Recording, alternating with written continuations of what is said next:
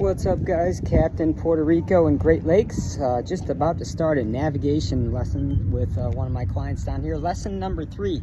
This client has been doing a fantastic job, and we're operating his about 30-foot Sea Ray. But what I wanted to talk about real quick is the most common mistakes I see new boaters make at the marina and when they're departing their dock. The first mistake I see is that almost nobody initially has their boat tied up properly. Almost every single time I do a lesson, I end up retying their boat. And so if you guys don't know how to tie up your boat properly, watch some videos on YouTube, because it's important that that boat is tied up properly. And you also want to have some fenders at your dock as well.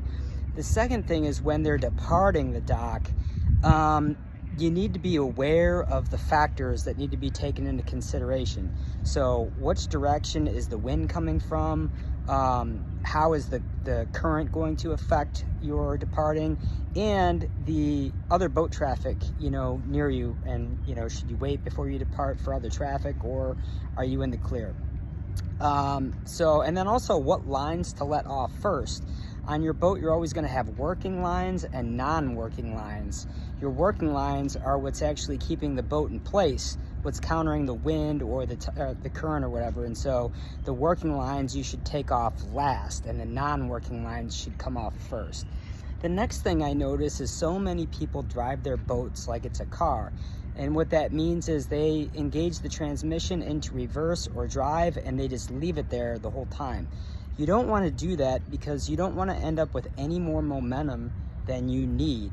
And so when in a marina, when in tight spaces, it's a series of putting the boat in gear and putting it back in neutral, and not building up any more momentum than you actually need. So the boat is not a car. It handles different than a car, and you need to really understand throttle work and momentum. Okay, and then when you get out into what's called the fairway, which is as you're departing the dock, the fairway is what you're going to go down to get out of the marina.